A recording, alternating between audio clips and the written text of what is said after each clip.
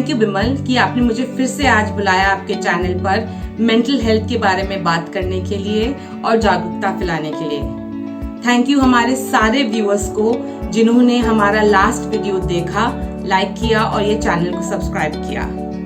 आज के वीडियो में हम फिर से थोड़ी सी जो हमारी गलतफहमियां हैं जो मेंटल हेल्थ से रिलेटेड है उसके बारे में बात करेंगे और थोड़ा सा और क्लैरिटी उसके बारे में गेन करेंगे।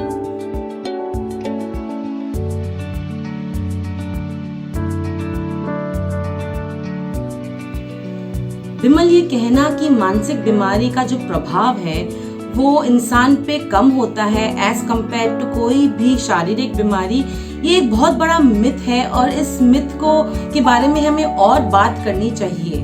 मानसिक बीमारी जो है वो ज्यादातर दिखती नहीं है, इस वजह से वो अनडायग्नोज चली जाती हैं और जो लोग ट्रीटमेंट लेते भी हैं काफी टाइम उनका गलत डायग्नोसिस भी हो जाता है, जिस वजह से ट्रीटमेंट में बहुत प्रॉब्लम हो जाता है और जिस वजह से लोग बहुत समय तक वो दर्दनाक जिंदगी जीते हैं। अगर हम कोई भी शारीरिक बीमारी देखें, जैसे किसी का हाथ टूटा हुआ है या किसी को कैंसर हुआ है, तो हमें वो दिखता है और इस वजह से लोग उसको ज्यादा सपोर्ट और सहयोग देते हैं। उसको फैमिली की तरफ से सपोर्ट मिलता है, सोसाइटी की तरफ से सपोर्ट मिलता है। पर मेंटल हेल्थ में ये केस नहीं है, क्योंकि ये बीमारी इतनी दर्दनाक है और वो आपकी पूरी जिंदगी पे हावी हो जाती है कि आप अपनी रोजमर्रा के काम भी नहीं कर पाते हैं। इस वजह से जो लोग मेंटल हेल्थ प्रॉब्लम्स के शिकार हैं उनको और भी सहयोग और भी अंडरस्टैंडिंग की जरूरत है फ्रॉम फैमिली और सोसाइटी।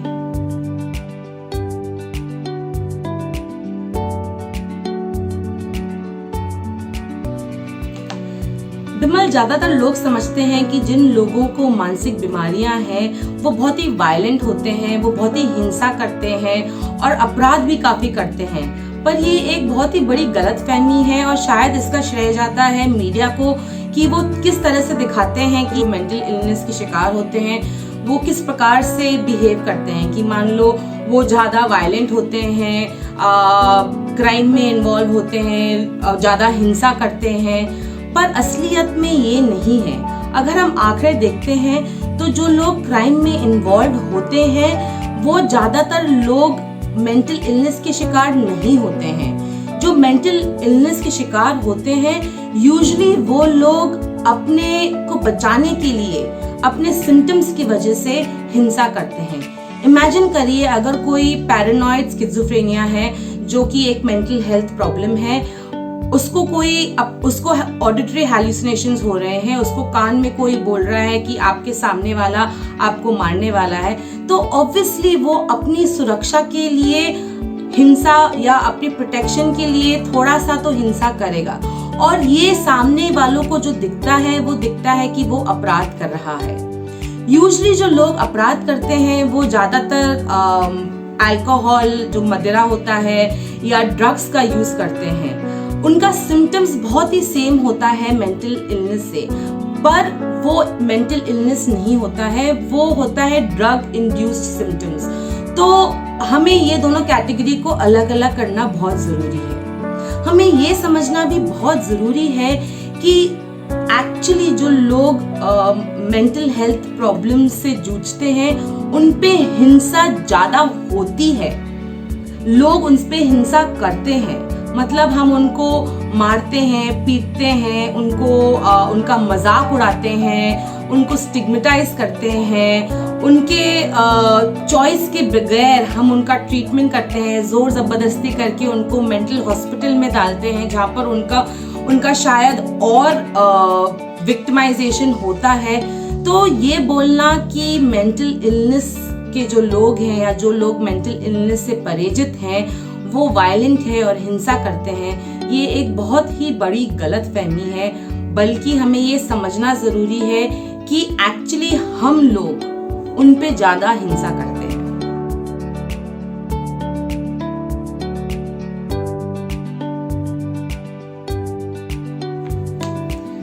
अभी विमल, ये तो बहुत ही डिफिकल्ट क्वेश्चन है और बहुत ही ट्रिकी क्वेश्चन है। बहुत सारे व्यू पॉइंट्स है ये क्वेश्चन के बारे में कि वेदर हमें मेडिकेशन लेना चाहिए मानसिक बीमारियों के लिए कि नहीं लेना चाहिए।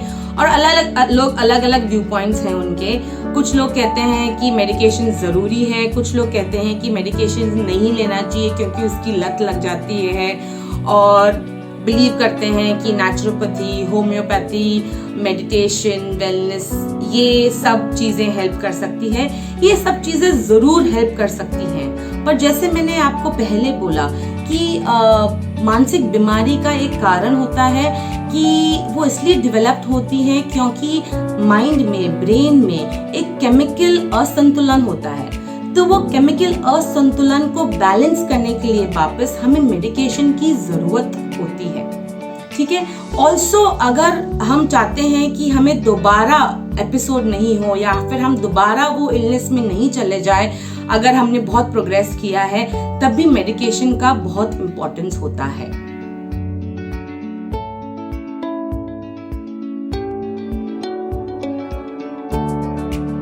विमल, हमें जो शुरुआत में जो साइंस दिखते हैं कोई भी मानसिक बीमारी के, वो यूजुअली दिखते हैं अराउंड 14 इयर्स की एज में, जहाँ पे बच्चे प्यूबर्टी की ओर जाते हैं। मतलब उनके बॉडी में और हार्मोन्स में चेंजेस होना शुरू होते हैं, जिस वजह से जो मानसिक बीमारी है वो उभर के और दिखने लगती है। पर हमें काफ़ी साइंस जो है वो बचपन में ही दिखना शुरू हो जाते हैं। आंकड़े बताते हैं कि हर 6 बच्चों में से एक बच्चे को मानसिक बीमारी होती है। अभी हम कुछ चीज़ें हैं, कुछ साइंस है जिसके बारे में हम बात करेंगे जो बताती है कि बच्चों को मानसिक बीमारी है। फॉर एग्जाम्पल, अगर बच्चे बहुत ज़्यादा रो रहे हैं, हद से ज़्यादा रो रहे हैं as compare to other children, तब वो एक संकेत है कि शायद मानसिक बीमारी हो सकती है। दूसरा संकेत है कि अगर बच्चे को बहुत चिड़चिड़ापन या बहुत ही ज़्यादा गुस्सा आता हो, जिससे शायद वो चीज़ें तोड़ता हो या दूसरों को मारता हो, ये भी एक संकेत है। एक और संकेत जो है कि अगर बच्चा विड्रॉ हो जाता है, अपने में रहने लग जाता है, दोस्त नहीं बना पाता है, तो वो भी एक इंडिकेटर होता है कि शायद बड़े होके वो मेंटल इलनेस उसको हो सकती है। उसके बर्ताव में भी बहुत चेंज आता है। जो बच्चे जिनको mental health problems for sure होते हैं, वो बहुत ज़्यादा गुस्सा करते हैं, चीज़ें तोड़ते हैं। जो दूसरी चीज़ है, वो नियमों का पालन नहीं कर पाते हैं। उनको नियमों का पालन करना बिल्कुल भी अच्छा नहीं लगता। उनको एक जगह बैठना, कंसंट्रेट करना, कोई भी एक क्रिया पे, कोई भी एक चीज़ पे बहुत ही मुश्किल होता है। किन्हीं बच्चों में इससे ज़्यादा सीरियस सिम्टम्स दिखते हैं, इससे ज़्यादा सीरियस साइंस दिखते हैं। फॉर एग्जाम्पल, उनको आग लगाने में बहुत मज़ा आता है, उनको किसी चीज़ को मारने में, जैसे चिड़िया को मारने में या कैट को मारने में बहुत मज़ा आता है। कुछ बच्चे अपने आप को हर्ट करते हैं, जैसे मान लो अपने रिस्ट कट करते हैं या फिर अपने आप को मारते हैं। तो और ये सब करने के बाद भी उनको कुछ एहसास नहीं होता है कि वो जो कर रहे हैं वो गलत कर रहे हैं। तो ये सारे साइंस और सिम्टम्स हैं जो हमें बताते हैं कि या तो बच्चे को मेंटल इलनेस है या तो वो मेंटल इलनेस की तरफ जा रहा है। तो हमें इस पे थोड़ा ध्यान देना चाहिए, और अगर हमें लगता है कि हमारे बच्चे ऐसे हैं और हमें ये साइंस और संकेत दिख रहे हैं, तो हमें साइकियाट्रिस्ट के पास जाना चाहिए, काउंसलर के पास जाना चाहिए, और ट्रीटमेंट जल्द से जल्द शुरू हो जानी चाहिए।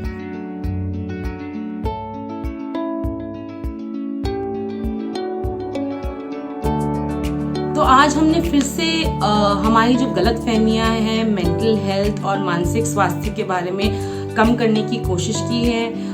अगर आपके पास और कोई क्वेश्चंस हैं जिसके बारे में आप मुझसे बात करना चाहते हैं या पूछना चाहते हैं, तो प्लीज़ ये वीडियो पे कमेंट कीजिए। हम कोशिश करेंगे कि आपके क्वेश्चंस हम लें और उसको रिस्पॉन्ड कर सकें। अगर आपको मुझसे इन टच में रहना है या मुझसे बात करनी है, तो उसका लिंक भी हम प्रोवाइड कर देंगे और मेरा ईमेल एड्रेस भी हम लिख देंगे।